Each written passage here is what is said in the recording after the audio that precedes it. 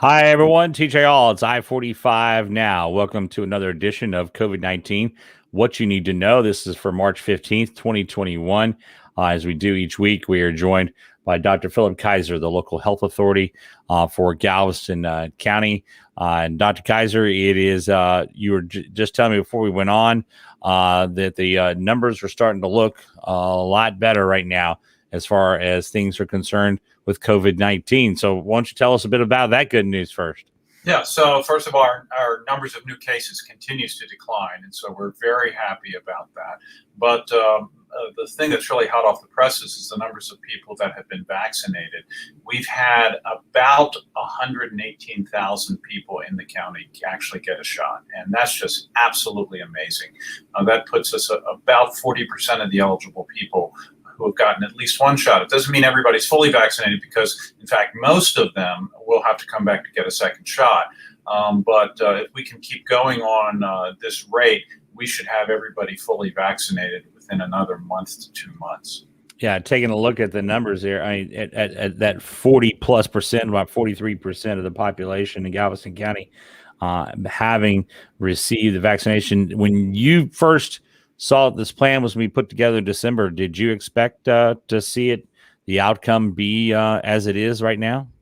That's a good question. I think I hoped it would. In fact, I hoped it would be better, and I'd hope that we would have more vaccine than we did, and we'd be doing more people each day. But what I think this speaks to is two things: is one, the dedication of everybody, and that we're able to crank things out. When we first started up at Walter Hall Park, we were doing about 800 people a day. Now we're pushing up to 3,500 people a day through.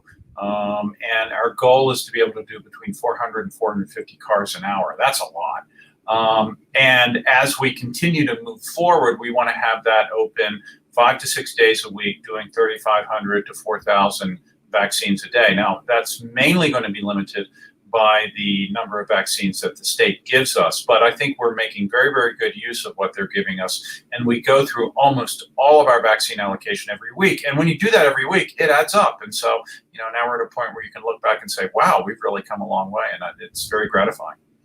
The numbers are up. In fact, one of the interesting things is that I got an alert today about being eligible for the vaccine. I had actually already gotten mine done, so I won't be going in for that.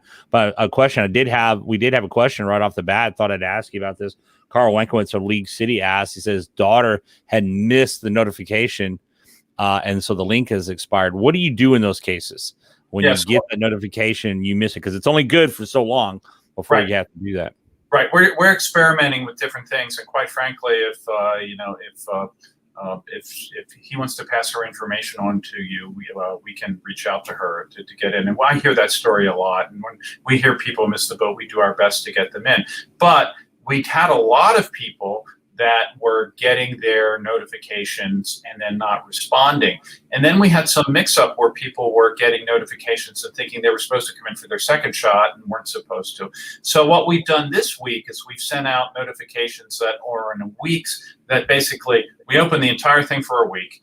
And on Saturday, you get a notification. On Sunday, you get a notification. Each one is only good for 24 hours. We're trying to keep people from passing them around because we had a lot of that.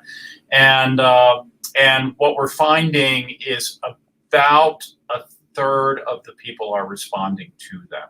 So we're trying to catch up with those people that have missed their notifications. And we also are aware that there are people who have missed it for a variety of reasons. They may not have a phone or someone else signed up for them. And again, if you call and tell us, we're going to do our best to get everybody in. Yeah. In fact, I noticed on the text message I got, it said, "Do not share this." And I had wondered, I had not seen that before myself in there. Yeah. For those of you just joining us, Dr. Philip Keiser, he's the local health authority for Galveston County, and joining us for his weekly visit as we talk about all things COVID-19 and good news on the vaccination front. I should point out, too, is that the number of cases now has improved as well, seeing it down. As we look at a year from when this started off, 31,000 positive cases in that time, 27,000 recoveries, 314 deaths.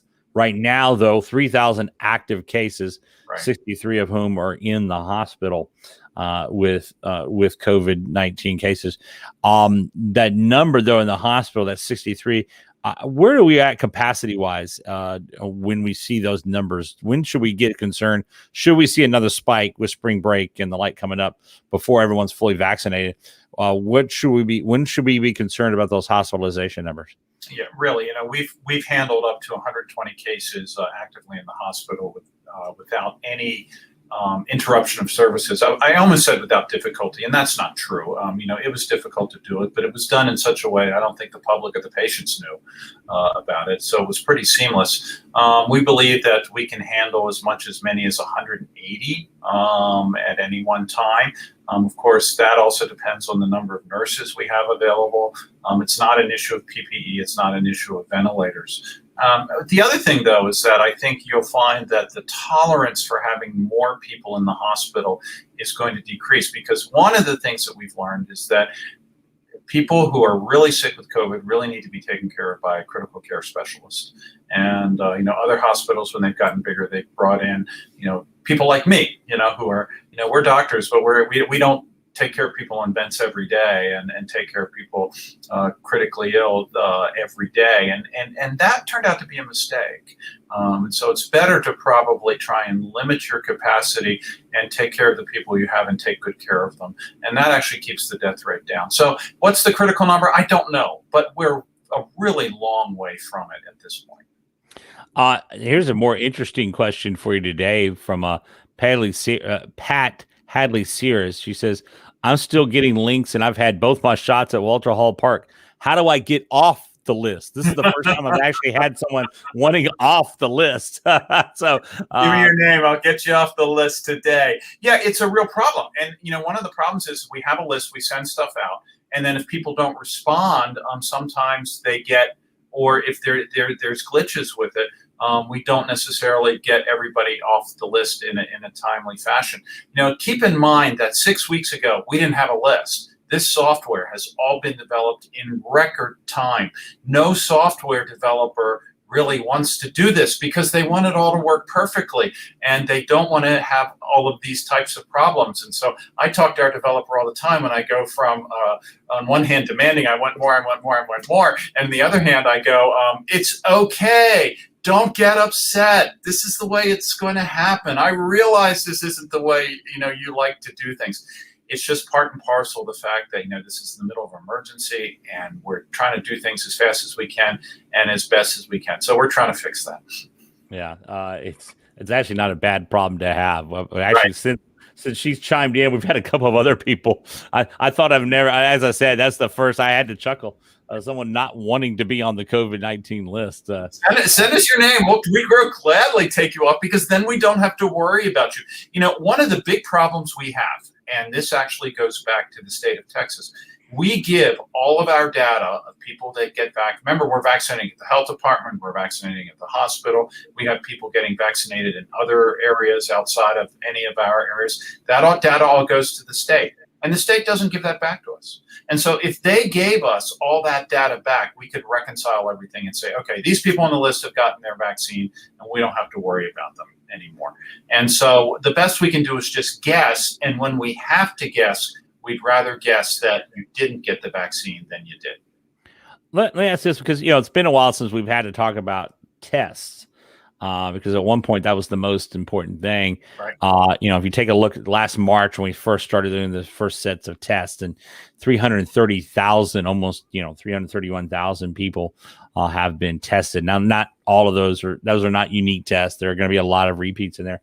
Mm-hmm. But are we seeing as we push more toward vaccinations now, see a drop in the number of folks going out and getting tested? Sure we do. And we're seeing, I think at our height, we were seeing as many as 5,000 people a week getting tested. And now we're down quite a bit from that.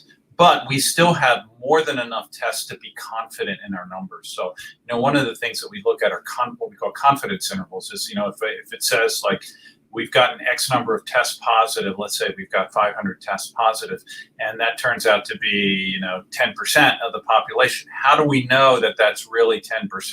or just a big margin of error. Well, we have tools to help us calculate that. And we really don't need that many tests on a weekly basis to make sure that our confidence intervals are good and tight. So right now, I think we're doing pretty well, even though the demand for testing has decreased.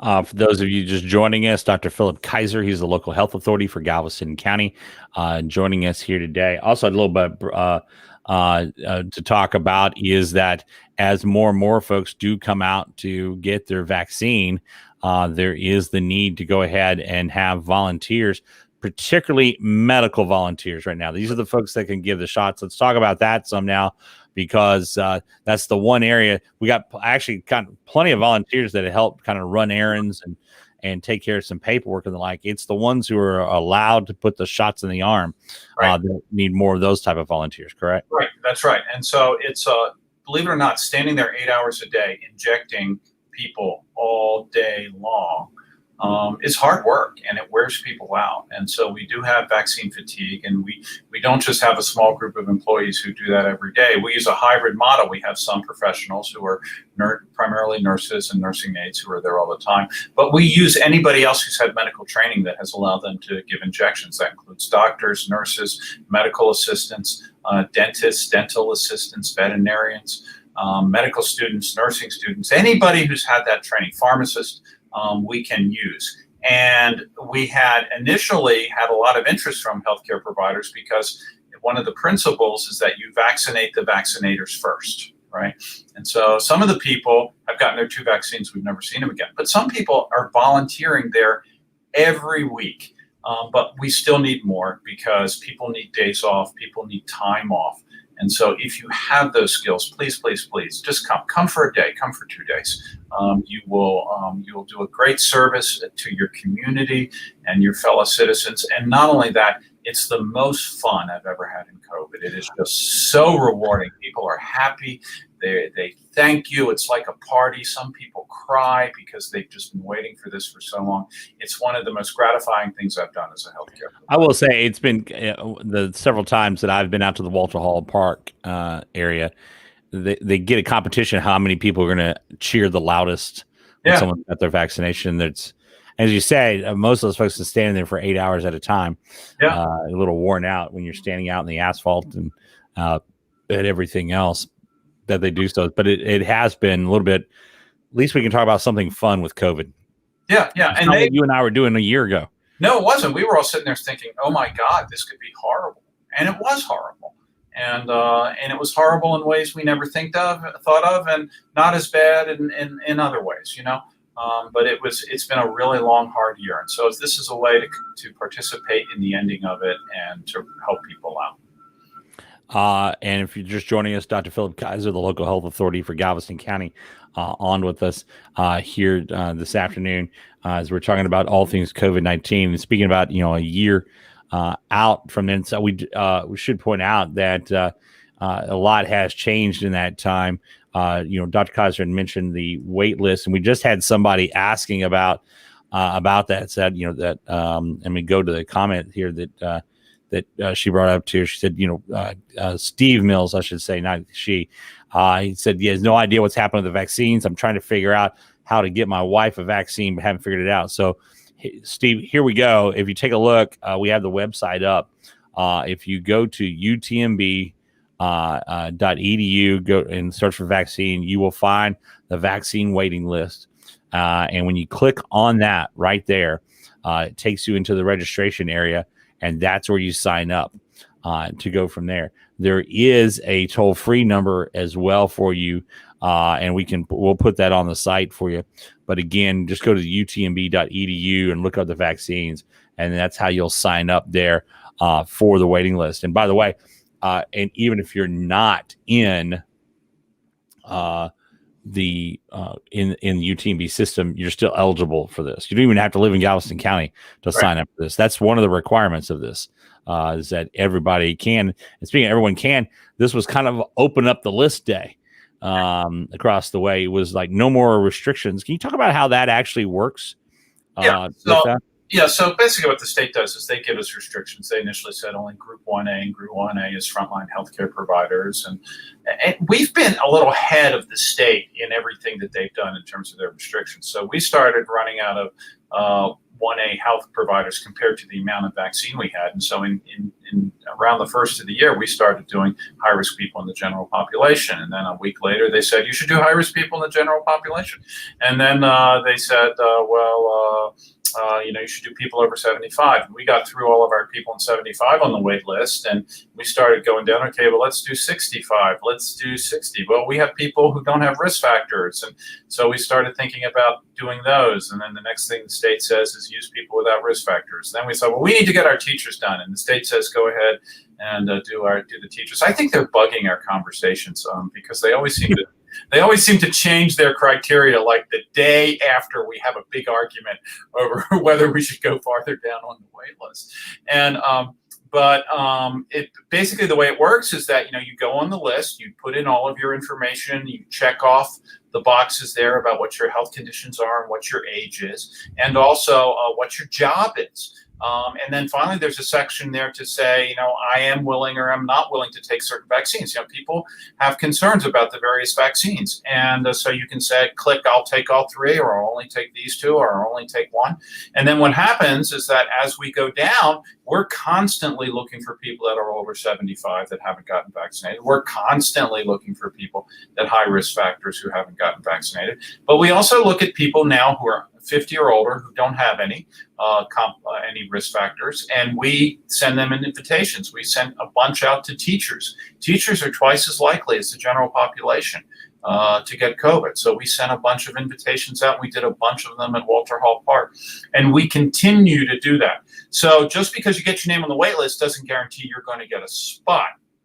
But what it does mean is it indicates to us that you are interested in getting vaccinated. And as we get more vaccine, and as we work through those people that are the highest risks and the higher risk, we're going to work down. And so then people that are at less risk are going to be invited to get their vaccine. One of our viewers here, Dolores Howard, just brought up a really excellent point, and I think she's right. It's not discussed enough. And I'll just read it to you straight up. It says, people think that once vaccinated, they cannot give COVID to someone else. Right. That they think that everyone's safe at that point. That's actually not accurate. We've talked about that, but maybe not stressed that enough. Yeah. That you could be. There's a couple of things to that. One, there's two sides to that. One, you can still shed the virus, that's right, even if you've been vaccinated. That's right. The other part of it is that there is that chance that you're in that realm of being able to still catch COVID. There's been a few cases of that. Can you talk about the risks that are out there? Yeah, so a small number of people have been fully vaccinated and got COVID. In fact, I was talking to somebody who actually works at Walter Hall Park with us, whose significant other got COVID. And he was really worried because his significant other had been fully vaccinated. And so we kind of talked through those issues. So people who have had the COVID vaccine can get COVID. Some of them are even getting a little sick. We haven't seen anybody who's been fully vaccinated get really sick and get to the hospital. So that's the good news. And that's what the vaccine's designed to do. It's designed to keep people from getting sick and dying from COVID. That's point number one. Number two, it does reduce your chance of getting COVID pretty significantly. We don't know exactly how much, but we know that you can still get COVID, and we know that you can still potentially transmit COVID. Most of the cases of people who we've seen who have had a vaccine and have COVID have had family members who have gotten COVID, and then through contact tracing, they get tested, and it turns out that they have COVID as well. So, if that happens, you do have to stay home. We're still emphasizing wearing masks and being careful about where you go. And I think this is going to be very important, particularly over the next several months, because we've got less than half of the people vaccinated in our region. And what does that mean? That means about half the people are still susceptible, And if all of us who are vaccinated stop dropping our guard, they're going to stop dropping their guard too. And these new strains can circulate, which may be able to evade the vaccine. And that's what we're most concerned about. There's a town in Brazil called Manaus where everybody got COVID about 5 months ago. 75% of the people got COVID. And now they've got one of those new strains infecting everybody. And it's surprising how many people are getting it, even though they have some immunity. So right now, as a community, we've got some immunity. We're not completely immune. And so we've all got to be very careful, wear masks, avoid crowded places. If someplace makes you feel uncomfortable, just leave. I had a friend of mine who went to the Walmart on Seawall and over the weekend with a bunch of tourists there, and she goes, nobody was wearing masks. And I go, what'd you do? I left. I go, good for you. And that's really what you need to do. You need just to be very careful about what you're doing, wear your masks, and be aware of what's going on around you. Also, we had someone Mike Linton pointed out a good point. There are some folks that just not real good with computers. They want to sign up for the wait list and the like. There is a number set up for folks, and we'll list it here for you too shortly, folks. But forgive me, I usually have it real handy here. But there is a phone number you can call to sign up for that as well. Is there not? Right. So there's a phone number people can call. And the people that on the other end have the ability to go into the system and make an appointment for you. The other thing that we did this weekend was that we pulled people from the wait list who had phone numbers but not email addresses, and we called them up as well. And it, believe it or not, it's not as many as you would think. It's hundreds of people, not thousands of people, but they are out there. And then also we're doing other things, like we're going through churches, we're going to have outreaches to community centers and other types of group, trying to get those folks and basically saying, just bring in all your old people and we'll vaccinate them right there. And we do a couple hundred right there. And we do that outside the wait list, but that's a very deliberate effort to get to those people who are unable to either get to the vaccination sites or don't have the technical prowess to get themselves signed up. Yeah, and so the important part is that there is multiple ways to get set up for that to do. And forgive me, I didn't have it handy here. The number is 877-389-2318. So again, I'm going to give everyone the number here again, and I'm actually typing it into our screen right now so that everybody can see that and get that. If you can't sign up online, you can do that again. 877-389-2318 is the number that you can call to get information, to get signed up on the list. Actually, there's somebody there who will sign you up for you along the way. So again, that's the number there. And we'll put it up on your screen here shortly too, folks, to help you out with that as well. Before you go, it's also okay to sign up other people. That's fine. In fact, last weekend we ran an ad called "Get Grandma Vaccinated."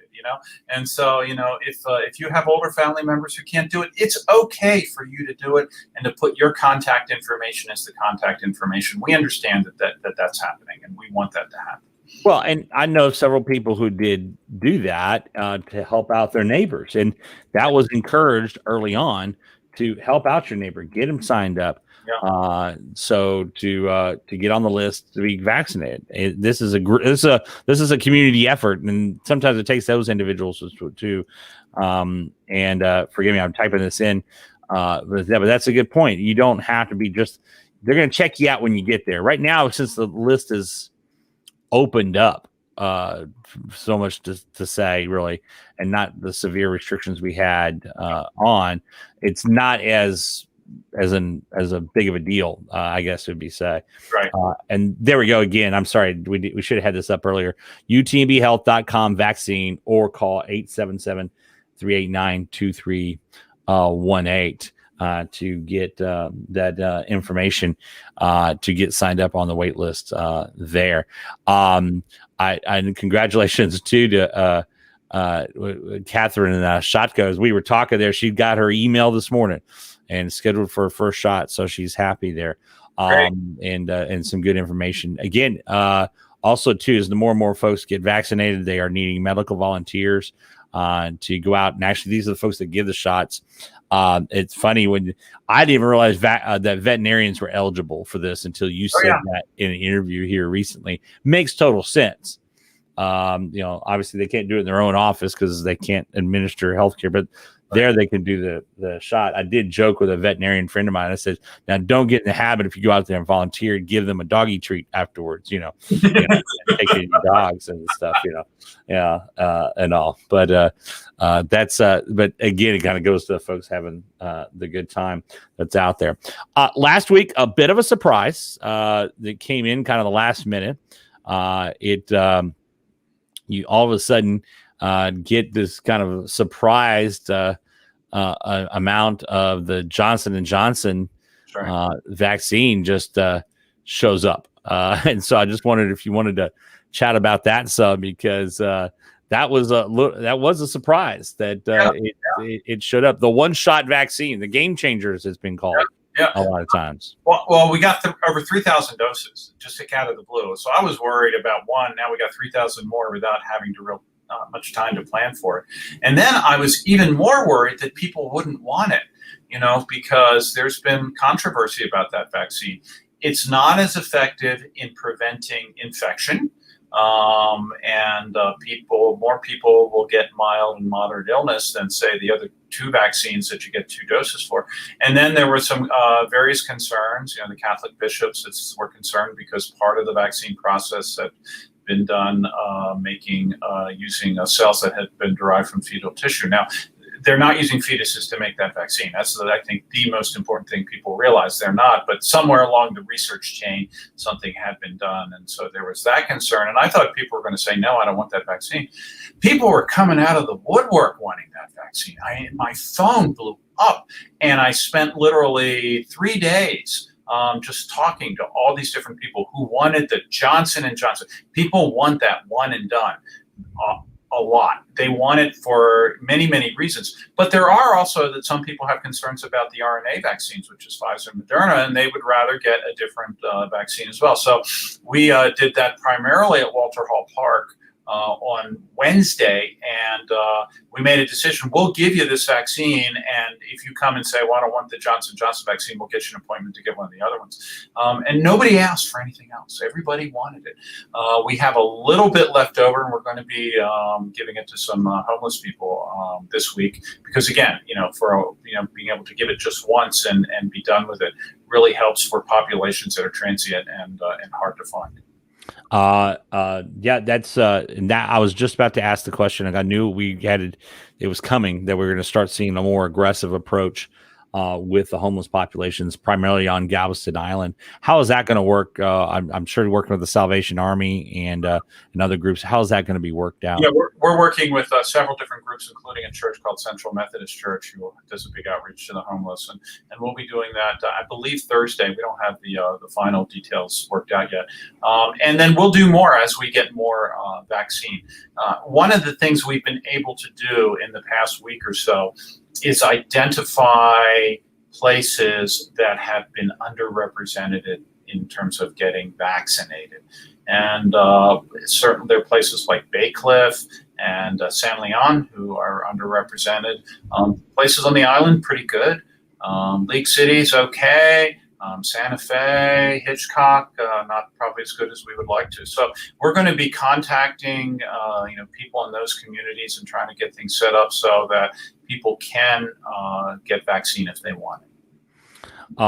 And again, if you've not signed up yet, and that number is close to 200,000, I think now, as far as signed up on the wait list, you can go online, utmbhealth.com/vaccine, or call 877-389-2318. And again, while it's UTMB is the kind of the holding place for the wait list, I should point out this is a consortium of UTMB Health, Galveston County Health District, and the Galveston County Office of Emergency Management. Right. I wonder if you can talk a little bit about that, because everyone gets to kind of stay in their own lane. You work as a team, but the County Office of Emergency Management, as County Judge Mark Henry has pointed out to me, says we don't give shots. But we can make sure there's tents. We can make sure there's a traffic plan. We can make sure there's food and all this for the volunteers. We'll take care of that part. We'll let the medical people take care of the rest. How important has it been to have that consortium working on this? Oh, it's been crucial. It's been absolutely crucial. I mean, the Office of Emergency Management not only provides infrastructure for us to do it. They also are very good at bringing diverse groups of people in and getting them work together. So they've helped us with planning, they've helped us with execution, and they're just, I can't say enough about them. And those guys work so hard, and they never complain, and they're always there. And when it doesn't matter whether it's 29 degrees and raining, they're out there working. So they've done tremendous things for us, as has Galveston County Health District, as has UTMB. And so, UTMB has hub status, Galveston County Health District has hub status. Typically, the health district gets the Moderna vaccine. Typically, UTMB gets the Pfizer vaccine. But we work together, we divvy up the work. Both entities are doing outreach into the hard-to-reach parts of the county, and we can do all this primarily because the judge basically said that the Office of Emergency Management is going to be involved in it, and he's put his support behind it. And I can't say enough for Judge Henry's willingness to to put the resources and the moral authority behind getting this stuff done. And I think to point out too is that that it's really only a matter of how much vaccine this consortium gets that really slows it down. You were telling me before we went on the air that things went back to what the allotment was just a few weeks ago, and not the big boost that we saw last week. Is it still hold true? The more vaccines that could come in, the more you could handle without much problem? Well, we can handle more. Our goal right now is to maximize Walter Hall Park. Right now, we're doing that 3 and 4 days a week. We want to get that to 5 to 6 days a week. Right now, we're typically getting rid, meaning we're using all the vaccine that we have allocated for that, sometime mid to late afternoon with daylight savings time. We have several more hours we could work. So it's a county facility, so they don't have to pay for the facility to rent it, and two, there's no negotiations of, you can use it, but we have a big sporting event, or this is happening, or this festival is happening coming up. So that's why we want to maximize that before we consider going out to other places. But we also really, and again, this is as a group, we want to get out to those hard to reach parts of the county. So we could potentially be giving 5,000 doses a day at Walter Hall Park and having a team go out giving several hundred doses every day to 2 places in the county. That's our game plan. And the biggest problem we have right now is the amount of vaccine. Talking about the lines, and we have Cindy Felio who just asked this, and this was a problem before. I don't know how much it is, asking in the comment section here, are you addressing the long lines at Walter Hall Park? Some have had to wait 2 hours. Now, that's been a couple of glitches out there. A lot of times the wait comes in. We talked about this last week, is folks will have an appointment at 10, they show up at 6. Mm-hmm. So they're not going to be turned away at that time. But it really, the stress that we've been telling folks is that if you have an appointment, just show up not more than 15 minutes beforehand. Right. If you're on the appointment list, you're going to get the vaccine when you show up. Yeah. So we did have long waits, and that was mostly about 3 weeks ago. And we had problems with the appointment system, and had people show up who weren't supposed to be getting their vaccine there. We had, believe it or not, we actually had people steal the link and make fake appointments and then come show us on their phone that they had them. And that gummed things up. That's why you get a link that only lasts 24 hours right now. But I think at this point, we really have gotten things rocking and rolling. We even had a car catch on fire in the line. Needless to say, that slowed it down. We had a gentleman who was in line who had a stroke while was waiting in line. Again, we had to take care of him, and that slows things down. So when you have all these things happen, it slows things down. But I can tell you, on average, on Thursday, Friday, Saturday of last week, it was about 15 minutes from actually entering the park to getting your vaccine. I was talking to one person who told me, I'm leaving here 5 minutes before my scheduled appointment, because he drove up, it went through very, very quickly, and it was able to get the vaccine. A lot of it has been done by streamlining our processes, not doing anything that we don't have to do, and also by adding technology. So you'll notice if you go on day that the Kansas City Health District is there, there's no paperwork to fill out. Someone comes and they take the phone and they go, boop, and they read a code that you have on your phone. That's it. That's the only paperwork, and everything's done. And so as we implement more and more of these technological solutions, and as we streamline our processes just by trying to make things more efficient, you'll find that the waits are going down, down, down. Another question here from a viewer, Stan Van Horn asks, says, I'm curious about antibodies.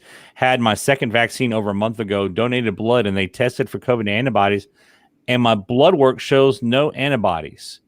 Well, that's the first I've heard of that. Can you explain that about that process? Yeah, I can't explain specifically for him exactly what happened there. So the first thing is I would be suspicious of the test for the antibodies, right?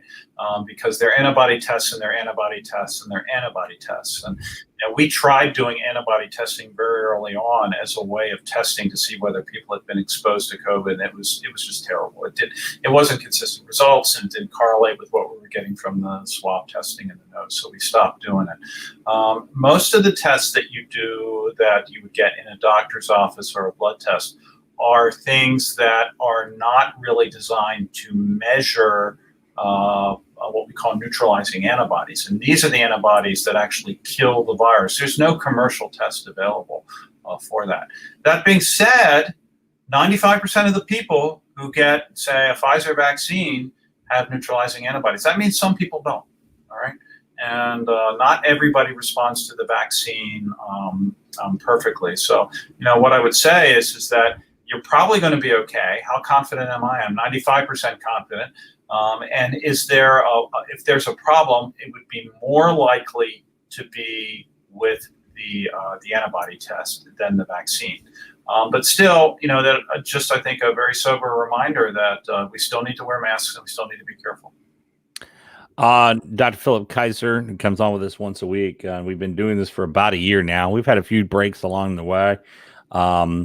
I just wanted to give you a chance to kind of reflect back. It was just a few days ago, a year ago, I should say, on the 13th, that we're holding the first press conference about a woman from Galveston County who was in Travis County, who had at that time the term, which we have not used much since then.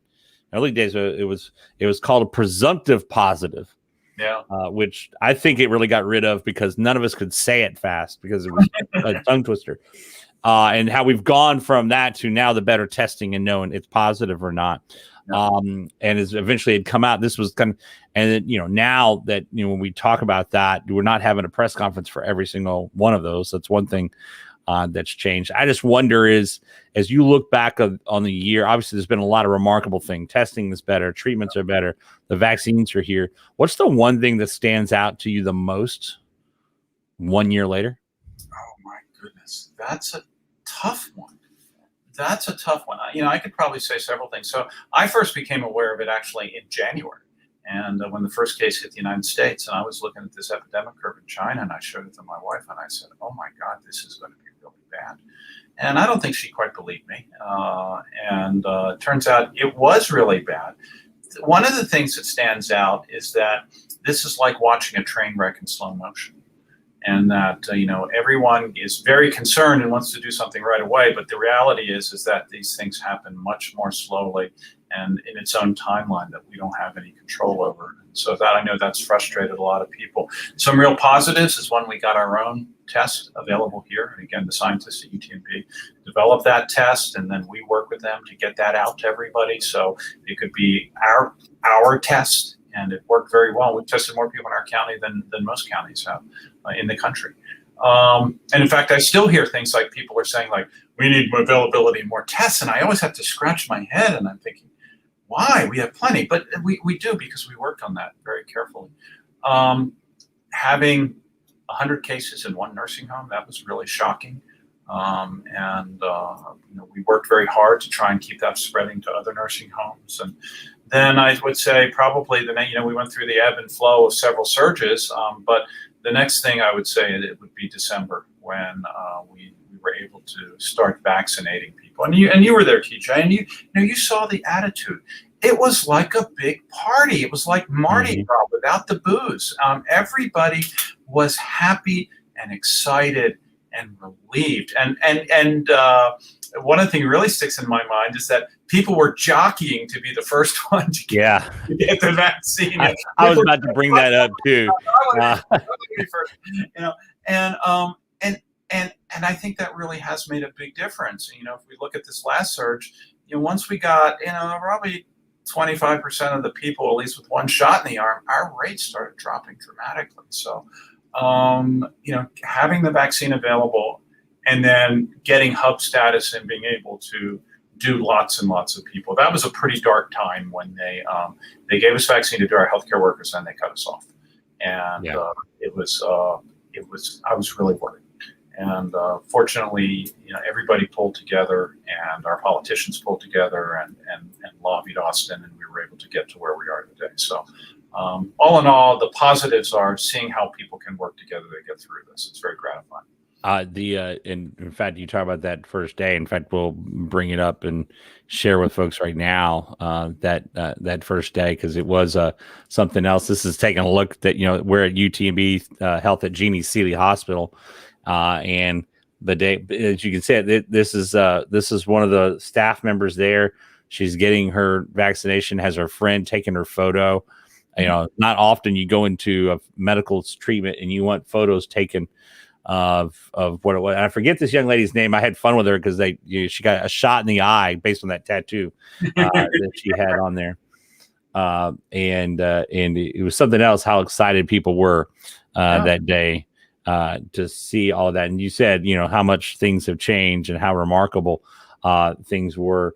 I'll point out too that about a year ago, you and I were talking about, where was it safe to go? Where wasn't? At that time, outdoors, which is still proven to be the safer of the locales and the like, as we're in spring break week now, talking about it, is that how all of that has changed up, somewhat in some things where at first it was no mask, then mask and the like. Right. And as I told you, the terminology has changed there. Although I will say this, and I know this had come from you, and this is our buddy Carl Wankowitz from League City again. And he said his favorite memory of the early days was the doctor describing how it spread via snot bubbles and made it so easy for this layman to visualize. I remember the face I made when you said snot bubbles, and it just stuck with me. From that point, I had forgotten that moment until Carl. Thank you for sharing that with us, Carl. Yes, I remember that too. So it's a little bit different there as well. Thanks for coming on again this as well, and also thanks for being somewhat of my guinea pig here today, folks. You may have noticed we had a lot of new features for our live show today. This is a new thing for I-45 now. We were doing like everybody else and using Zoom for everything. We now use a different software that specifically built for these type of applications, allows us to interact with you, that when you send a question in, we can pop it up on the screen even for folks to see, and doing that. And that was something that is new here, and some graphics there. And as you tell, it's a little rough getting used to it. And so I appreciate you being kind of getting, you're the first one to, as we go live with this, to have it off in here. And I'd be remiss to leave this, and we have the story already up. Speaking of comments, and Stan Van Horn came in, he said, I always remember the doctor who lost his wife to COVID but stayed on the front lines. That's Dr. Janik Patel, by the way. And we've talked about that story a lot. And my good friend Marla Carta, I had done the story a couple of times, but my good friend Marla Carta from Channel 13 last week visited with Dr. Patel, had this lovely photo of his wife with their grandchild. I say grandchild, I think it was actually their child, that was in one of the shots. And it was a sweet piece on him. And just talking about, you work side by side with Janik on a lot of this, very well. Yeah. of his dedication to this. Lost his wife to COVID. He is, I mean, it's a personal mission for him as well as a medical mission now. Yeah, no, I think it clearly is. But I got to tell you, Janik's the kind of guy, whether he lost anybody or not, who would be doing what he's doing. He's a stand-up guy. He's very dedicated. He's dedicated to his patients and wants to do the right thing. And when his wife was ill, we all felt it. And it touches us as physicians when our patients die, but it's even more when family members and also other healthcare workers die from this, and there have been a lot of them. Yeah. And again, more than 300 people did lose their lives in the last year for that. We don't want to ignore that at all, but at least we are in a lot of more positive news nowadays than negative one. Dr. Philip Keiser, the local health authority for Galveston County, thanks for coming on with us. We do appreciate you today. We will be back again. Actually, the next one, we got a little bit of we're going to have to change the schedule up. I know I already got the note today. You got a scheduling conflict, so we'll let everybody know ahead of time. Okay. Of how that change is going to be, but we'll be back on again and talking about all these issues. Stick with us, folks. More coverage continues here on I-45 Now.